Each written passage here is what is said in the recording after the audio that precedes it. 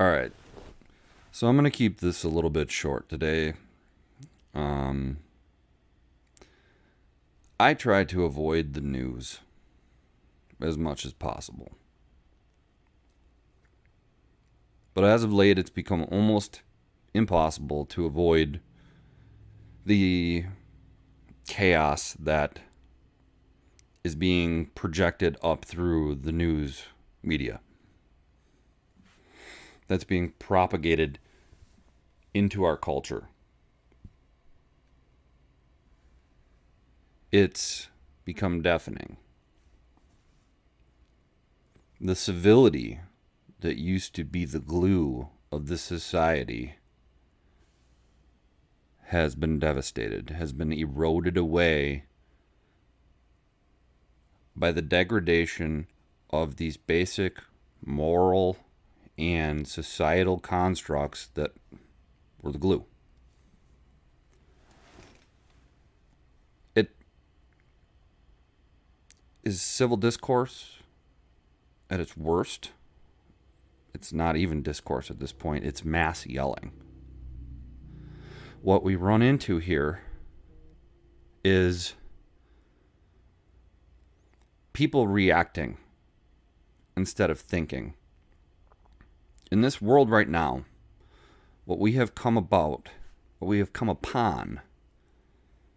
is the era of knowledge, of information. It's not even so much knowledge, it's information, collecting information. Because somebody has information, they automatically assume that it's correct information. And there's a gap between the actuality, between understanding versus knowledge. Understanding is the ability to connect ideas from different perspectives, from different points of views, from different sources of knowledge and information, and having discernment between what is a correct piece of information and what isn't. And the media, social media, you name it, they're all trying to conflate and convolute all this information and knowledge in a mass confusion. I don't know if it's some center-directed thing with some head that is doing this, or if it is a consequence of the system we set up. There's a whole debate about this on this Netflix documentary, The Social Dilemma,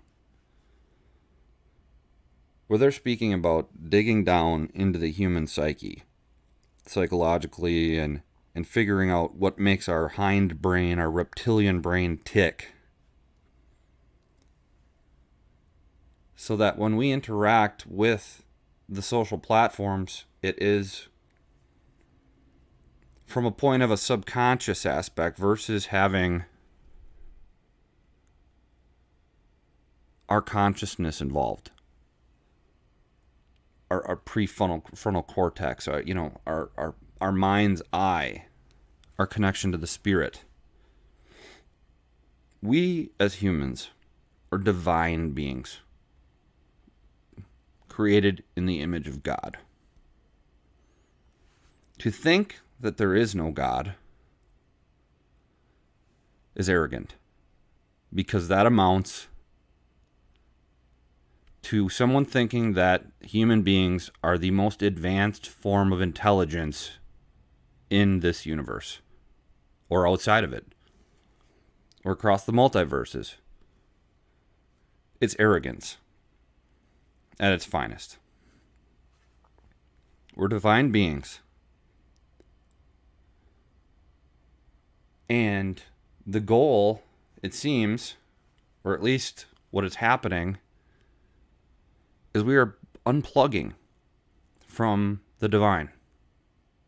We're unplugging from the source.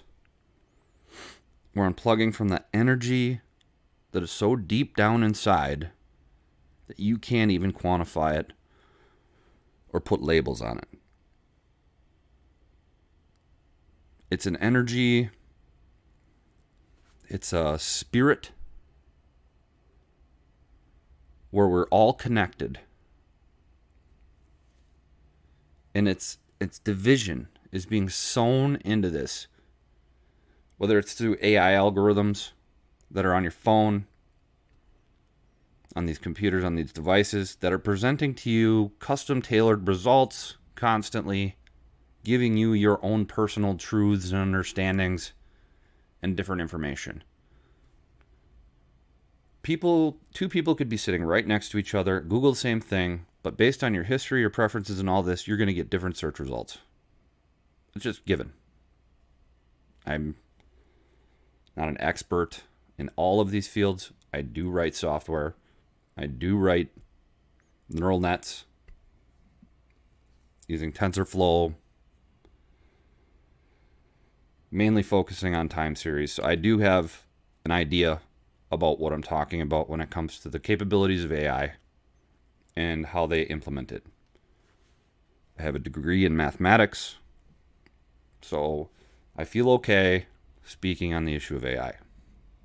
But credentials aside, information, knowledge aside, what I know about myself is that I am deeply in tune with the divine. I am deeply in tune with the spirit. That thing so deep inside that whispers to you what is right and wrong, what is good, what is bad. It's almost deeper than a gut feeling. It's almost deeper than a conscience. It is the thing that guides the conscience. And what I see with these AI algorithms and all of these things, and what I sense from this whole ethos, is that we're unplugging from that individual source, that source of all, and plugging into our own little realities, our own little pods, so to speak, our own little worlds of truth.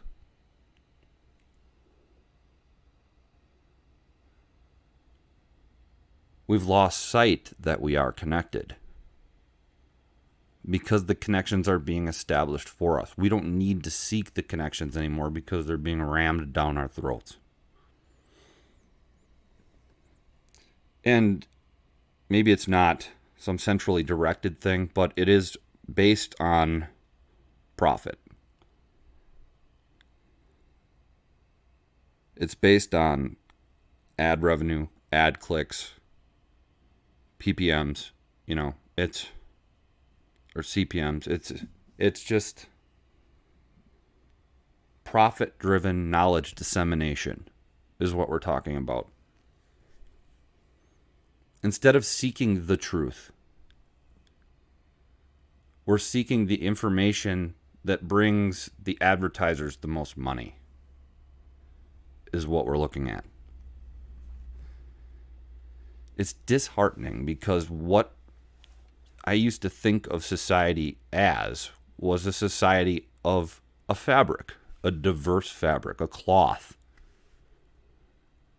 made up of many different thoughts and ideas, and it was okay to express them. And now we're compartmentalized. We're cut off.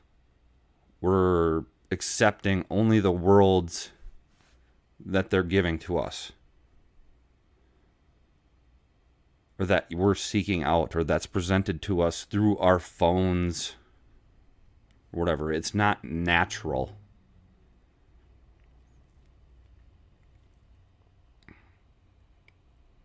We've lost our sense of harmony. We've lost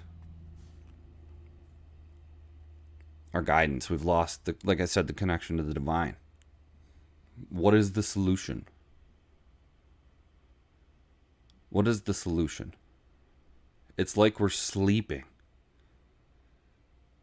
It's like we've been lulled into this comatose state this zombie state of looking into our phones and being mesmerized. We're looking at TV and being mesmerized. We're being distracted and confused by the trivial. Who wore what to the Oscars? Who wore what to the Emmys? What TV show is best? What football team won? This, that, everything. What does that really matter? I mean, people get joy from it, camaraderie, yeah. But these things have become obsessive. We've lost the sense of spirit. We're asleep. We need to wake up and realize there's more to this. There is a deeper realm. There is a deeper state of thought. The whole idea of human advancement has been to evolve, to grow. I mean, if you take an evolutionary point of view, for example, you believe the monkeys evolved, you evolved from monkeys, you started to move forward from the hindbrain, develop larger frontal brain, and logical reasoning and executive function, things like that. And it kept going forward. But now, we're back. We're back to our monkey brains.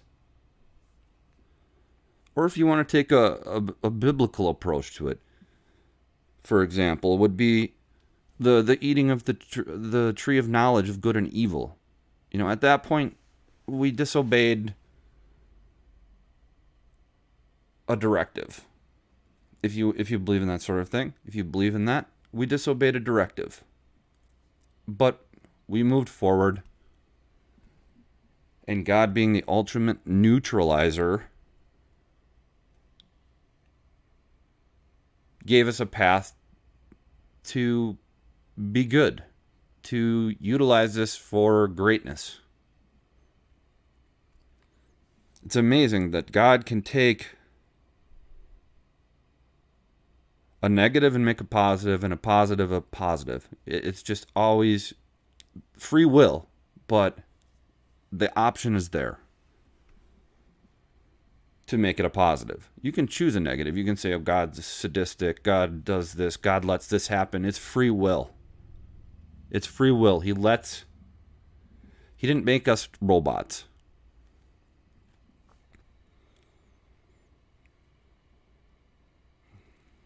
So you take either standpoint, and we're regressing. We're coming back to the monkey brain, where we are responding in anger. We are responding and lashing out. We're not critically reasoning. We're not thinking things through. We're being led around by our emotions, what we feel, not what we think. We're not being led around by what we can feel in our deepest heart, not our primal emotions of aggression and the things that are on the tip of the spear, so to speak, the things that are impulse responses. We're being led around by those as opposed to the things that are deeper, the things that are hard. Like I said before, love is hard. It's not easy. It doesn't feel good sometimes to love, but the reward is there.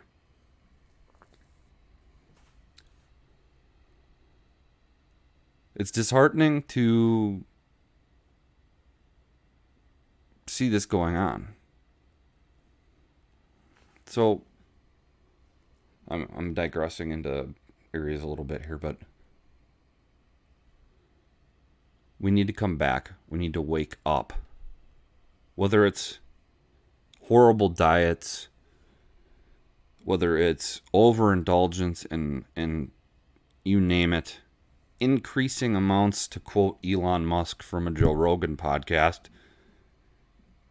would be they are maximizing the limbic resonance with our interfacing with this technology.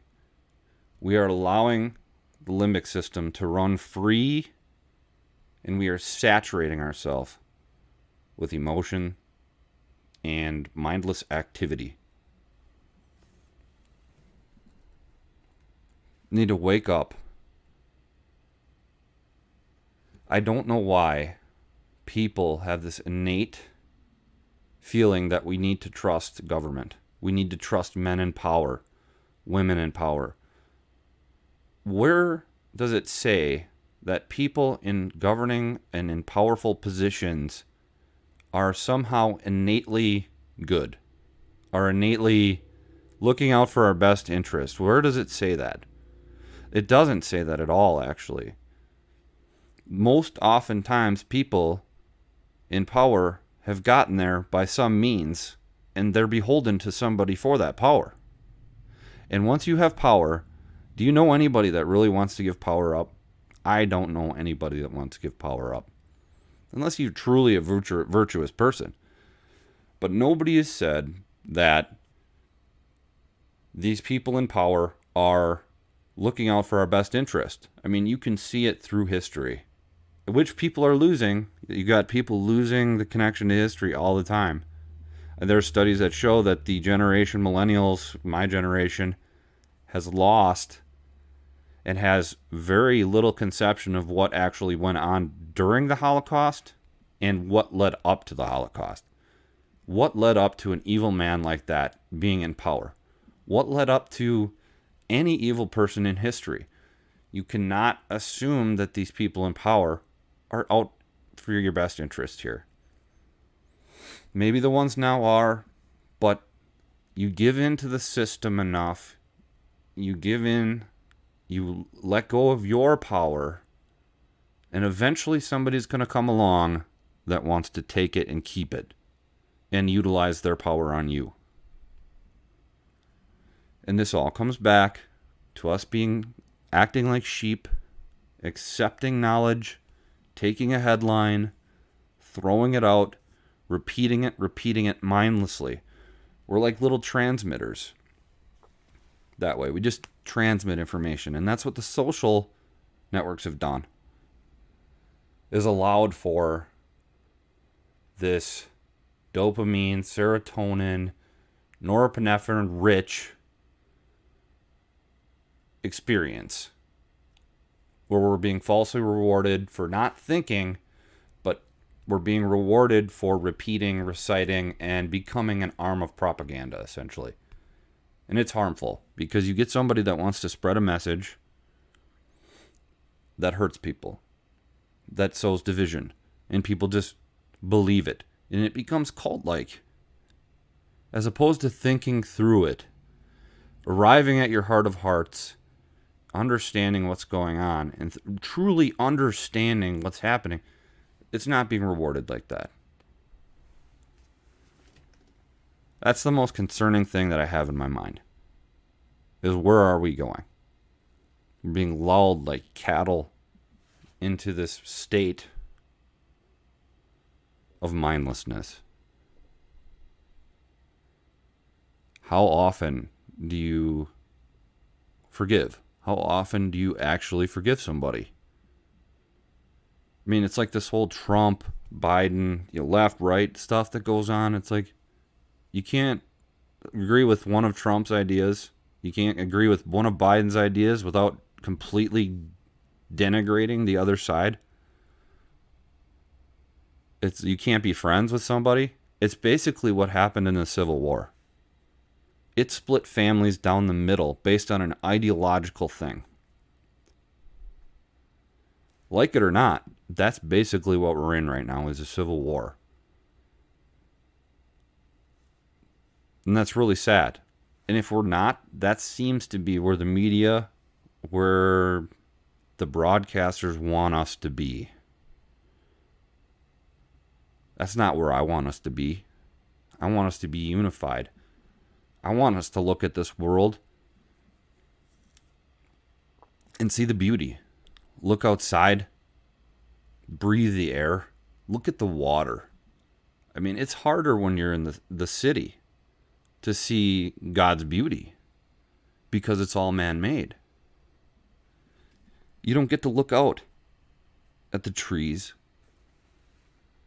You don't get to look out at the water, the birds, all of nature and its grandeur every day. I'm fortunate enough I get to do that. I grew up in the rural.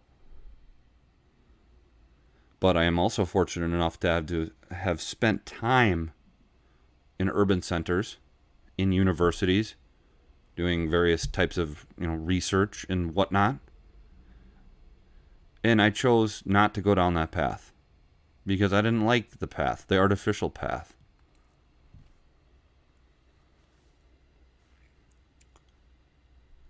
I like stepping out onto the lawn, my bare feet, and feeling the earth and the resonance. We've become so disconnected in this artificial world. We stare at an artificial screen. We stare at artificial things all the time. Artificial buildings constructed by man. You need to step back, unplug, go deep into your mind. If you take it, for example, with like prayer, meditation, if you take a biblical stance, for example, God says that when you go to pray, you're to go into a dark room and to be alone. Essentially, I'm paraphrasing, but it's to shut off the outside world. It's to shut off your senses because your senses can deceive you. When you meditate, you try to shut off your senses.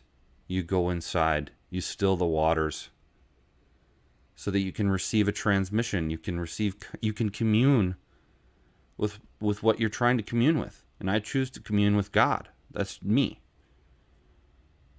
I have to go in and I have to isolate and I have to shut it off. And I have to really dig down deep into my mind and into my heart and think about it.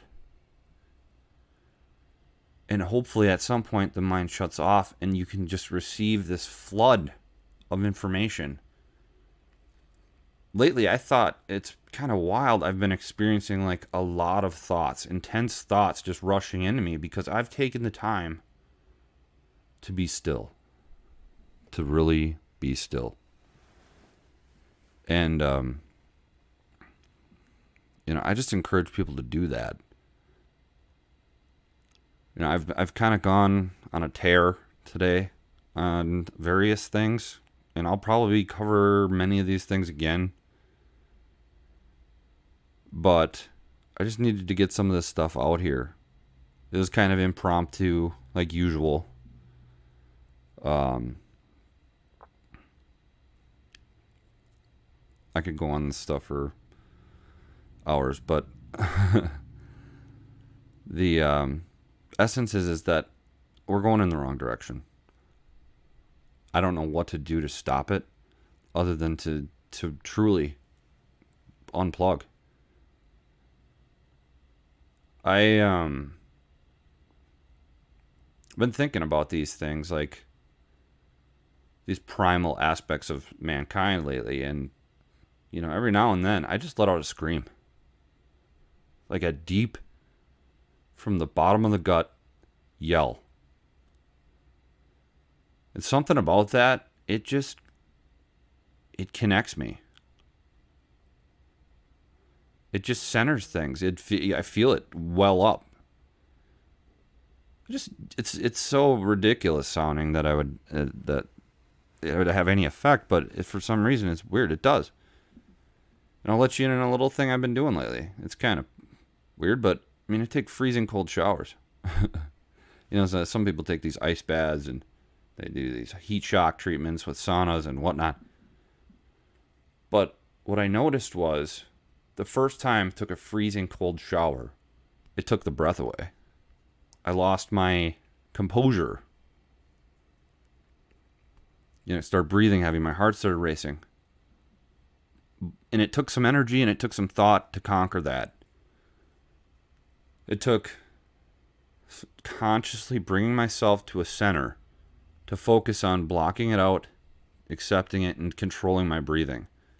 And I've noticed for the last couple months that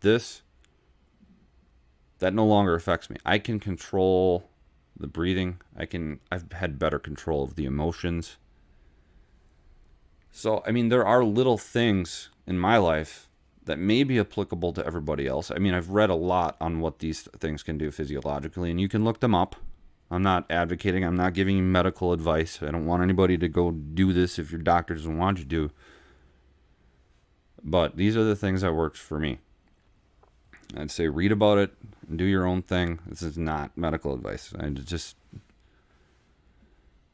But some of those things that we can do externally, like that primal yell thing I was talking about, and the freezing cold shower, it's kind of like a jump start to get you into your mind, to get you thinking, to get you feeling, to get you to control that hindbrain, to control the fear, to control that knee-jerk response. So if there's any takeaway today from what I've had to say, it would be that to slow yourself down, to stop being reactive, take what is coming in, think about it, form an opinion, form a sound response, whether it's verbal or whatever response form you choose, but just form it. Don't be a knee-jerk thing. I know it's difficult with how quickly things are moving these days. Everything is new, fast. Slow down and find your center. Lead yourself through your day. Bring yourself to your pace and stop being pulled forward by things. I don't know if this is going to help. I don't know if this is outside of the scope of what people want to hear, but this is what is being said. I see mankind decaying before my very eyes in a system that was created by us, for us, which is now being used against us, by ourselves or by something else. Who knows?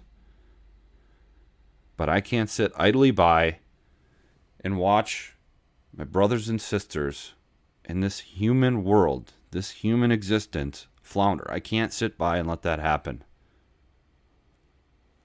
Whether it's speaking up, communicating in some form with you, I have to do something. I don't know what else to do. This is my first step.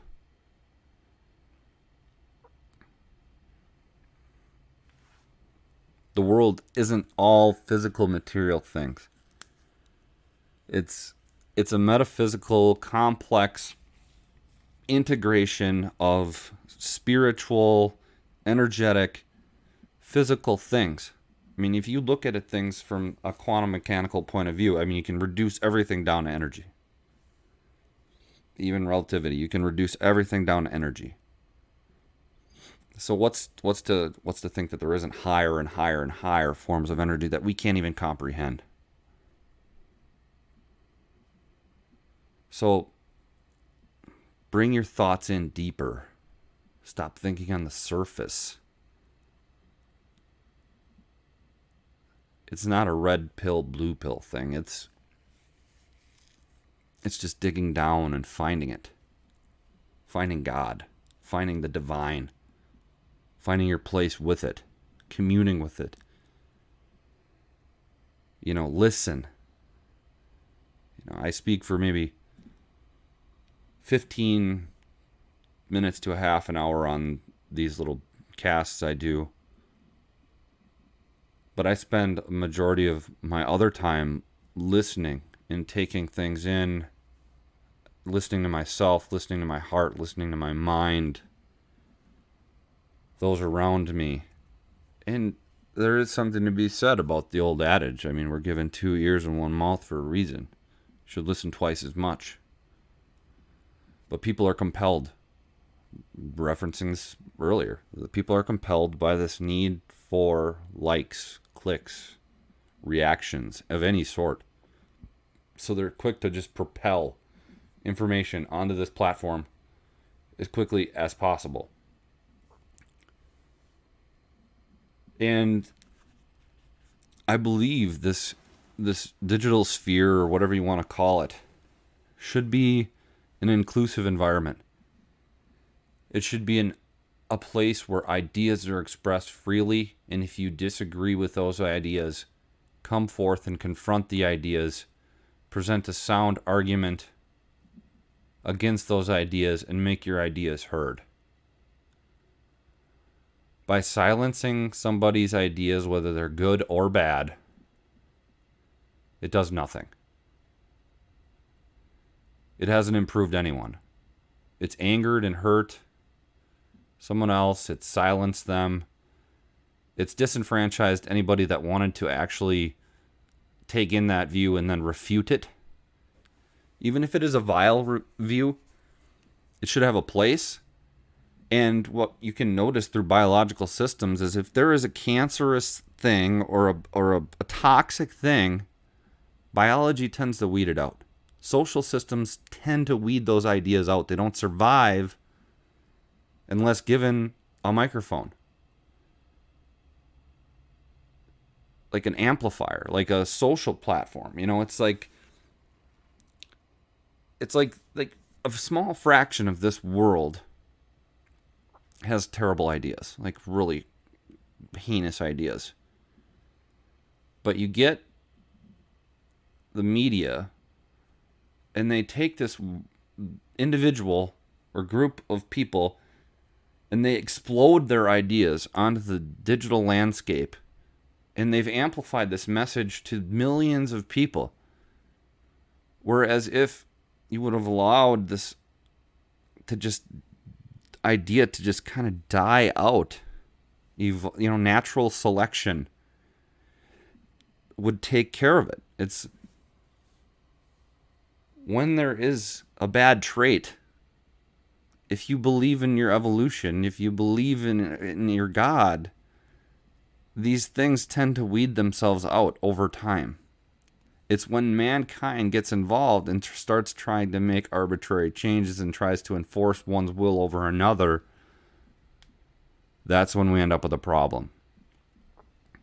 It's the enforcing of one will over another.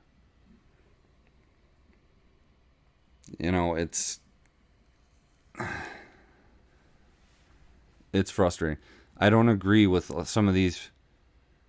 lot of these bad ideas online. But unfortunately, in this world, as long as you're not inflicting direct harm on somebody, I think your ideas should be out there to be refuted. If somebody wants to engage you, refute the idea. If you don't want to refute the idea, don't respond. It's like a kid. Sometimes they just want a reaction. Sometimes you just don't give them the reaction. You don't respond. You don't react. Going back to the base point of this whole episode, I guess, is don't respond.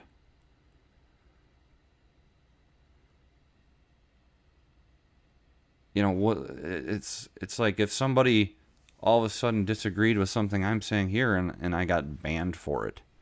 It's like it's just because somebody disagreed with it.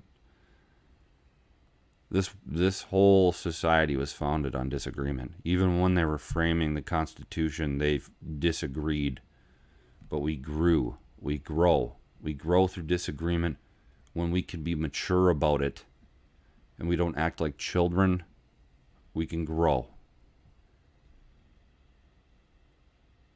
It's all about being reactive. Back to the main point, is when we're reactive is when we become vulnerable. We become susceptible to mob mentalities. We become susceptible to cult-like figures when you don't think for yourself, when you're not well reasoned.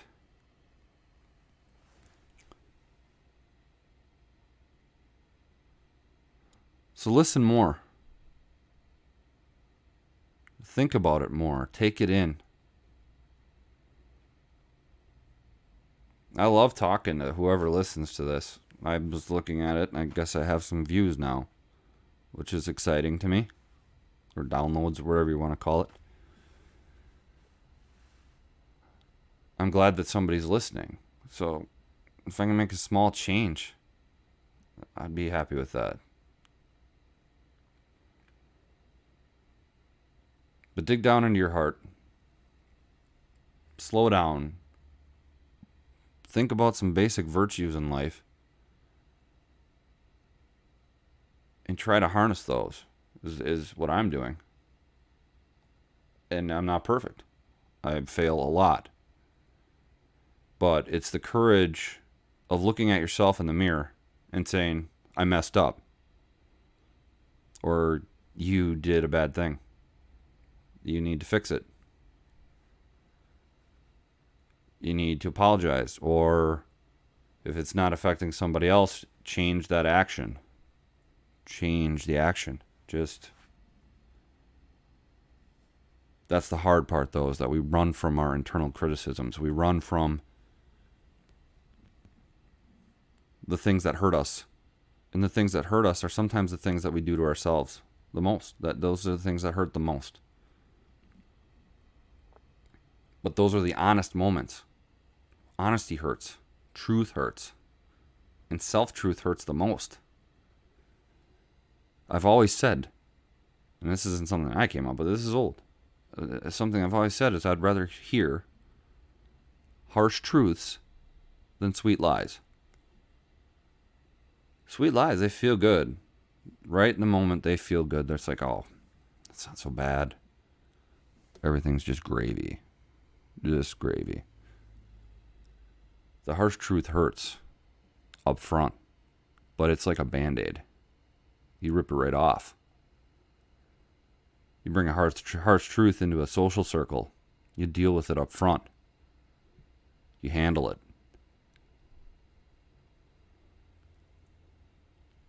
These sweet lies, they create a little pool of toxicity and discord.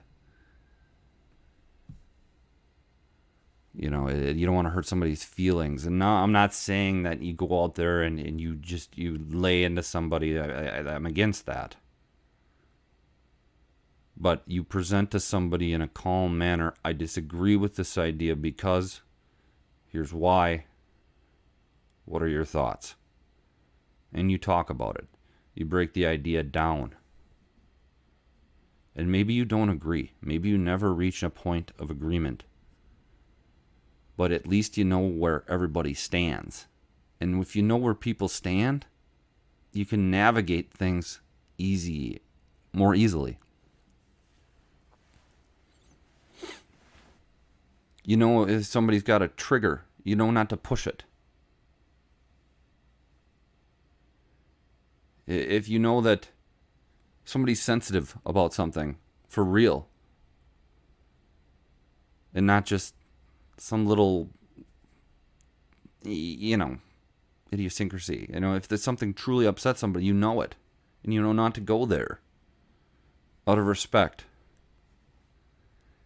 And that's the key thing here, is there's no respect. I can't get no respect, Rodney Dangerfield. It's a joke, but really, now respect is a factor.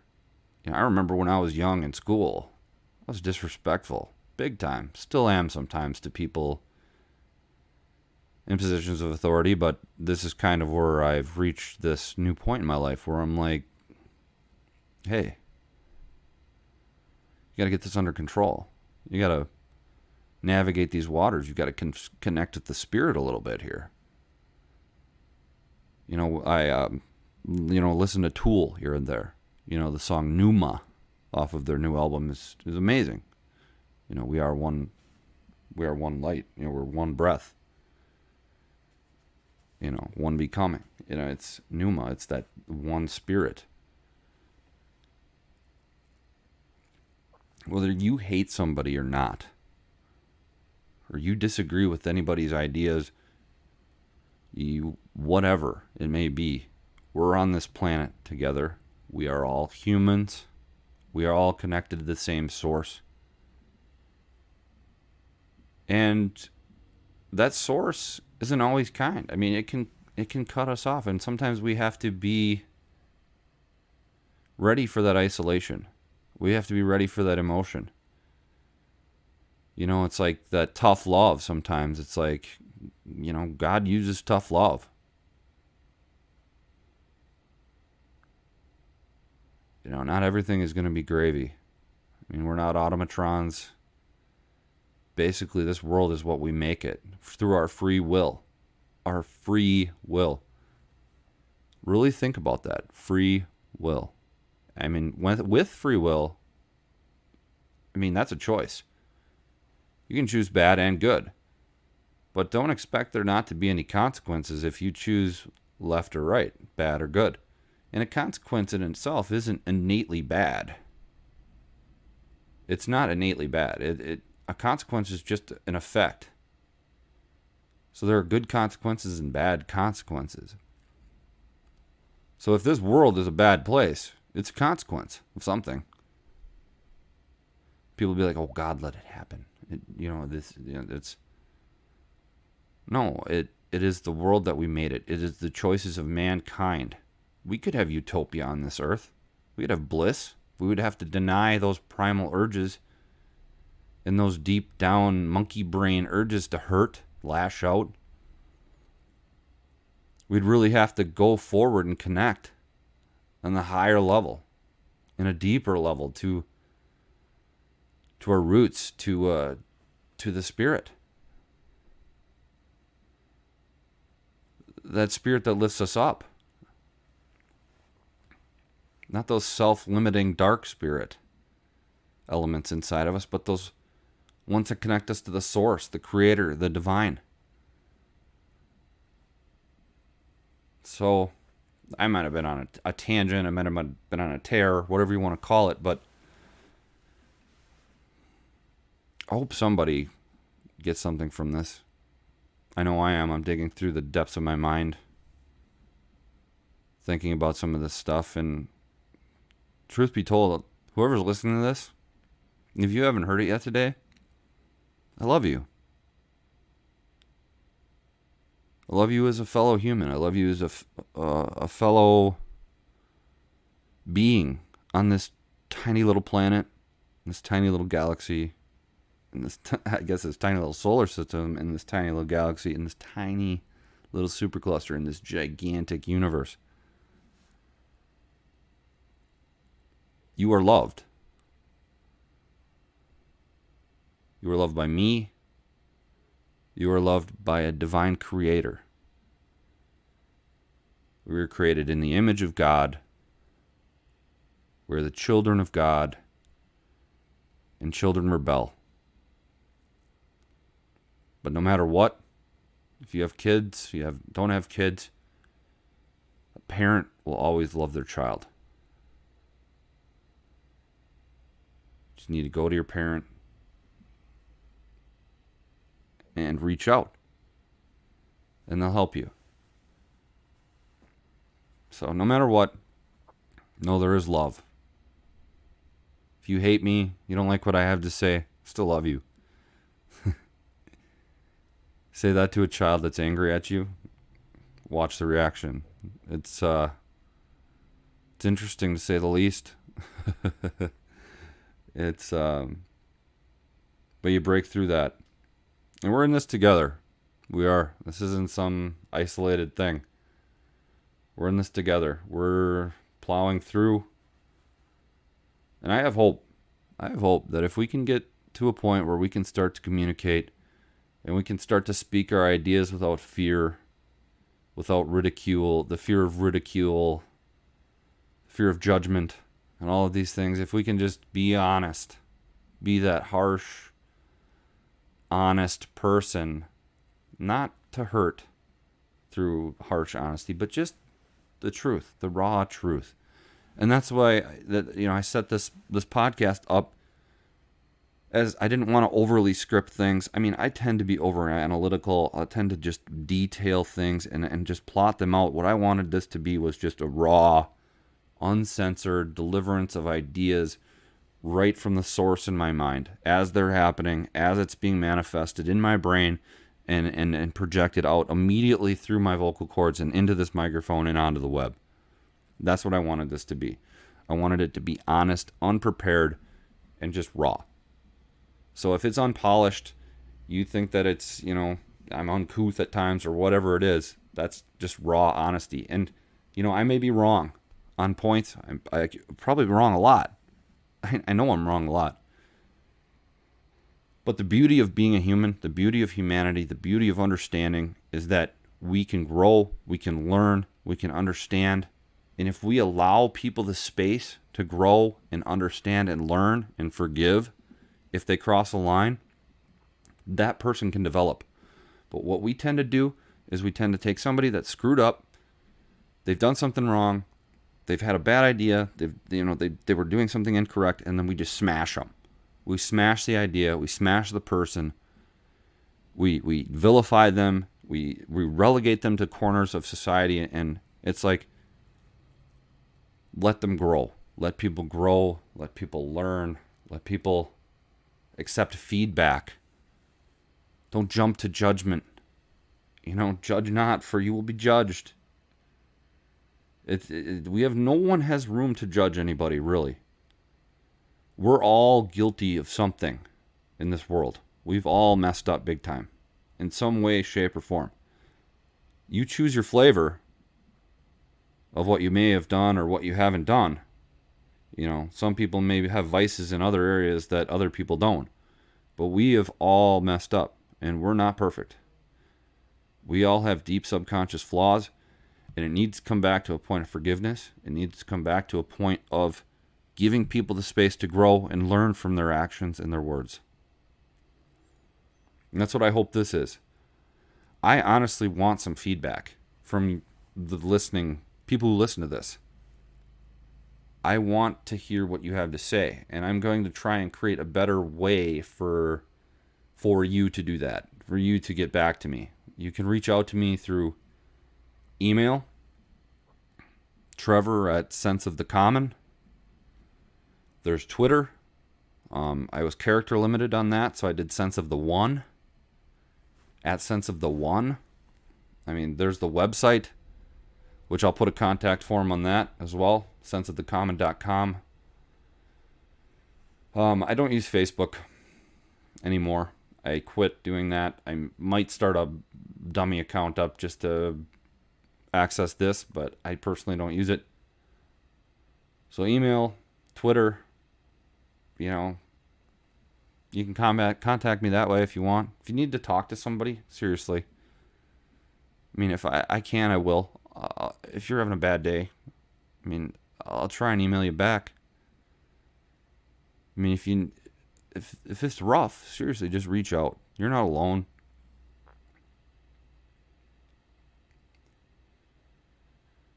And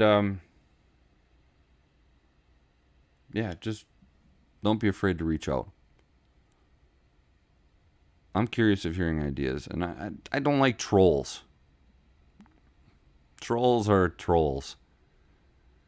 It's the worst thing to be. Some people take pride in being a troll, and trolls are relegated to in mythology to these very dark places and these really negative positions of guarding a bridge, or living under bridges and just being the gatekeeper to and the executioner of fun and genuine discourse. So if you want to be a troll, that's fine. I still love you. But I'm probably not going to respond to trolls. But I don't want this to be unidirectional. To any sense that it's feasible, I would like to have this to be a bidirectional thing where, I can feedback and you feedback.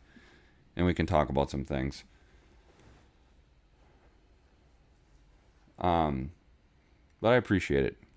You know, any attention. Anybody that's made it this far, you're awesome. You're awesome for sure. Just trying to think if there's anything else that needs to come out today. I don't think there is, but anyway. You guys have a great one. Bye for now.